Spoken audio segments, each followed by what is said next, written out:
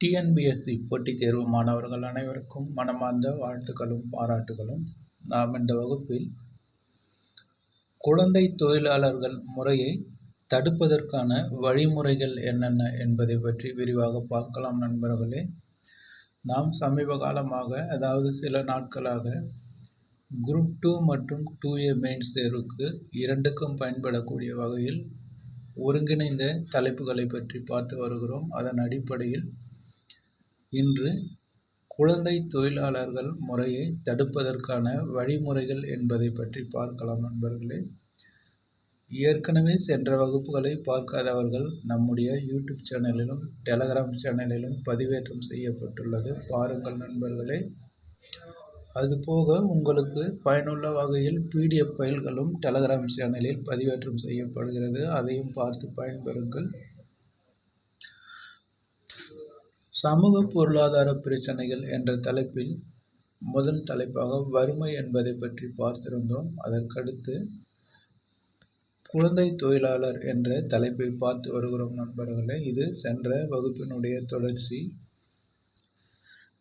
அதாவது குழந்தை தொழிலாளர் முறையை தடுப்பதற்கான வழிமுறைகள், சைல்டு லேபர் என்று சொல்லக்கூடிய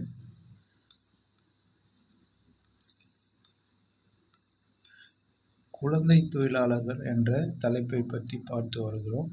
இதில் குழந்தை தொழிலாளர் முறையை தடுப்பதற்கான வழிமுறைகள் அல்லது தீர்வுகள் என்னென்ன என்பதை பற்றி பார்க்கலாம். நண்பர்களே, அதாவது சொல்யூஷன், குழந்தை தொழிலாளர் முறையை தடுப்பதற்கான வழிமுறைகள் என்னென்ன என்பதை பற்றி பார்க்கலாம்.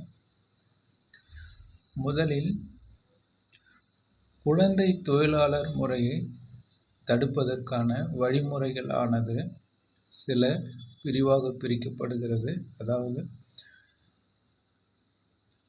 குழந்தை தொழிலாளர்களாக மாறியவர்களை மீட்டமைத்தல், அடுத்து குழந்தை தொழிலாளர்களாக மாறாமல் தடுத்தல் ஆகியவற்றை உள்ளடக்கியதாக இந்த வழிமுறைகள் இருக்க வேண்டும். அதன் அடிப்படையில் சில பிரிவுகளாக பிரித்திருக்கிறார்கள், அதை பற்றி இப்போது பார்க்கலாம். முதலில் அரசினுடைய பங்கு, அதாவது குழந்தை தொழிலாளர் முறையை தடுப்பதில் அரசனுடைய பங்கு என்னென்ன என்பதை பற்றி பார்க்கலாம். முதல் பாயிண்ட், பல்வேறு தொழிற்சாலைகளில் பணிபுரியும் குழந்தை தொழிலாளர்களை கண்டறிந்து மீட்க அரசு தீவிர நடவடிக்கை எடுக்க வேண்டும். அதாவது தொழிற்சாலைகளில் பணிபுரியக்கூடிய குழந்தைகளை கண்டறிந்து மீட்பதற்காக அரசு நடவடிக்கை எடுக்க வேண்டும். அடுத்து, மீட்கப்பட்ட குழந்தைகளை அனைத்து வசதிகளுடன் பள்ளிகளில் சேர்க்க வேண்டும். குழந்தை தொழிலாளர் குடும்பங்களுக்கு பொருளாதார உதவிகளை வழங்கி கல்வியின் அவசியத்தை உணர செய்ய வேண்டும். அதாவது வறுமையின் காரணமாக வேலைக்கு அனுப்புகிற, அதாவது குழந்தைகளை வேலைக்கு அனுப்புகிற குடும்பங்களை கண்டறிந்து கல்வியினுடைய முக்கியத்துவத்தை அவர்களுக்கு தெரியப்படுத்த வேண்டும். அதற்கடுத்து, குழந்தை தொழிலாளர்களை வைத்து தொழில் புரியும் நிறுவனங்களை தீவிரமாக கண்காணித்து அந்த நிறுவனங்கள் மீது கடுமையான நடவடிக்கை எடுக்க வேண்டும். கல்வி பற்றிய விழிப்புணர்வை மக்களிடையே ஏற்படுத்த வேண்டும். சட்டங்களை கடுமையாக்க வேண்டும். குழந்தை தொழிலாளர்களை வைத்து தொழில் புரியும் நிறுவனங்களை தீவிரமாக கண்காணித்து அந்நிறுவனங்கள் மீது கடுமையான நடவடிக்கை எடுக்க வேண்டும். இந்த சட்ட முறைகள் அனைத்தும் அரசினுடைய பங்காக இருக்கிறது. அதாவது குழந்தை தொழிலாளர் முறையை தடுப்பதற்காக அரசாங்கத்தால் எடுக்கப்படக்கூடிய நடவடிக்கைகள் இது.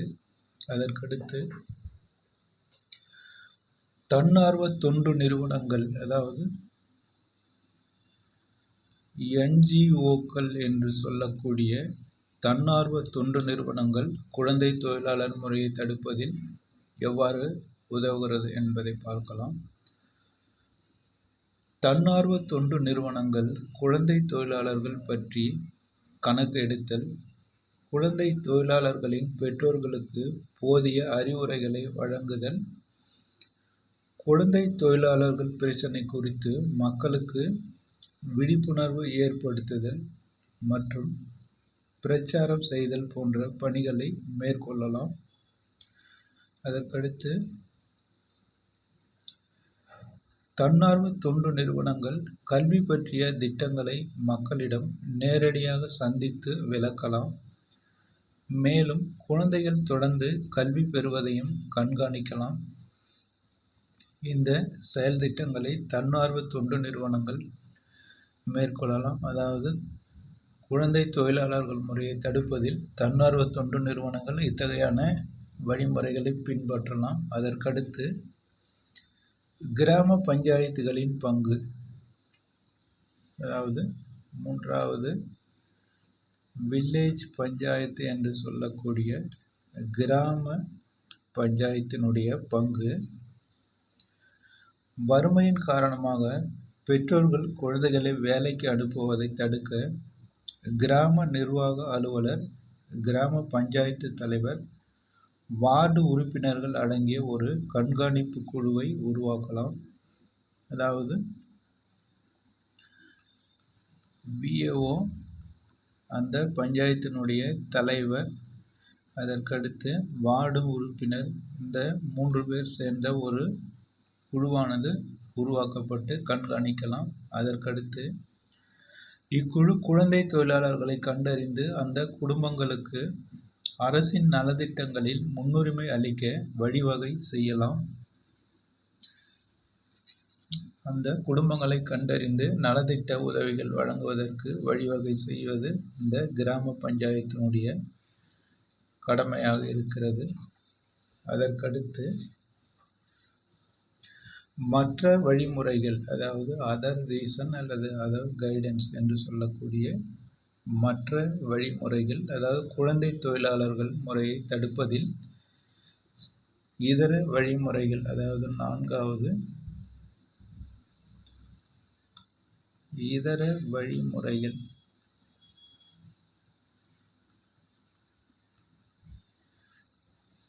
இதில் முதலாவதாக புலம்பெயரும் தொழிலாளர்களின் குழந்தைகளுக்கு கல்வி வசதியை ஏற்படுத்தி கொடுக்க வேண்டும்.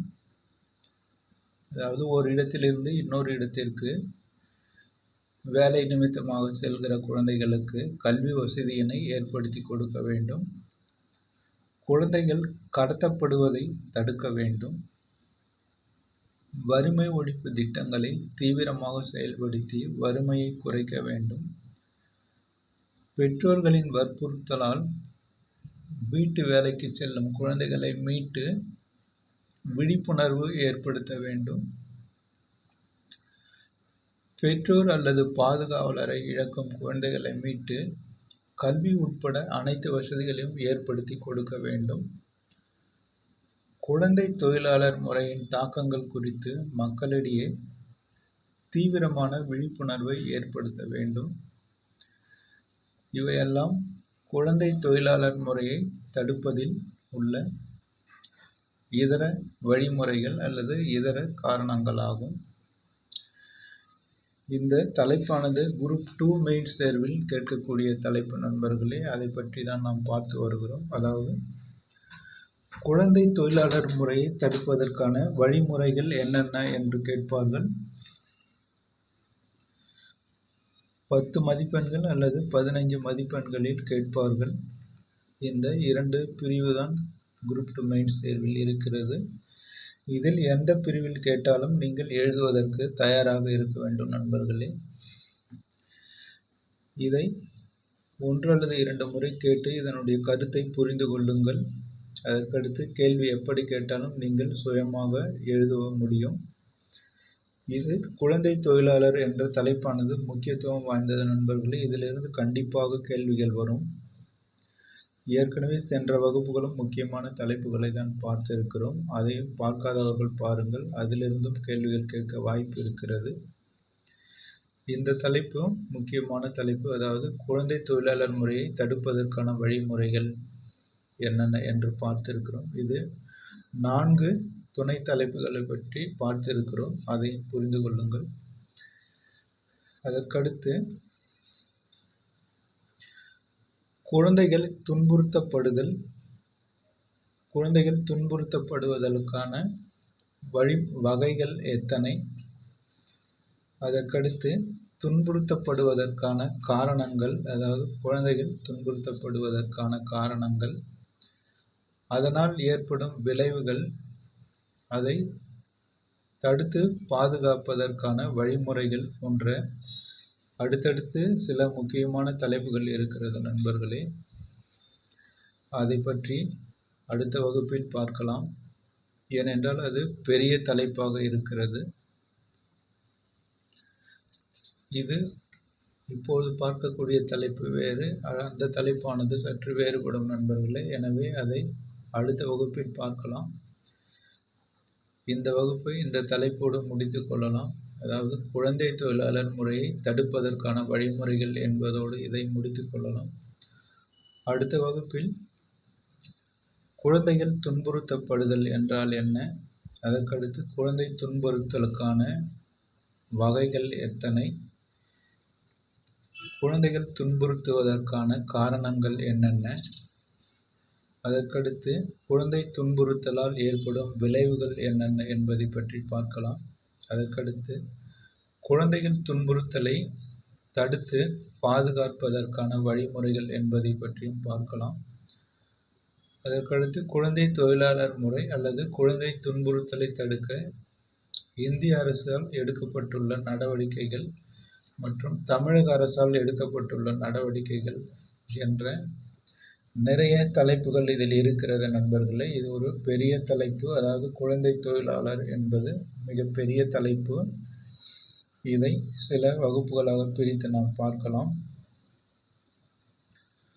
ஏற்கனவே சென்ற வகுப்புகளை பார்க்காதவர்கள் நம்முடைய யூடியூப் சேனலிலும் டெலகிராம் சேனலிலும் பதிவேற்றம் செய்யப்பட்டுள்ளது நண்பர்களை பாருங்கள். உங்களுடைய நண்பர்களுக்கும் தெரியப்படுத்துங்கள், அவர்களும் பார்த்து பயன்பெறட்டும். இந்த வகுப்பை இதோடு முடித்துக் கொள்ளலாம் நண்பர்களே. அடுத்த வகுப்பை நாளைக்கு பார்க்கலாம். நீங்கள் அனைவரும் போட்டித் தேர்வில் வெற்றி பெற வேண்டும் என்று மனமாற வாழ்த்துகிறேன். நன்றி நண்பர்களே.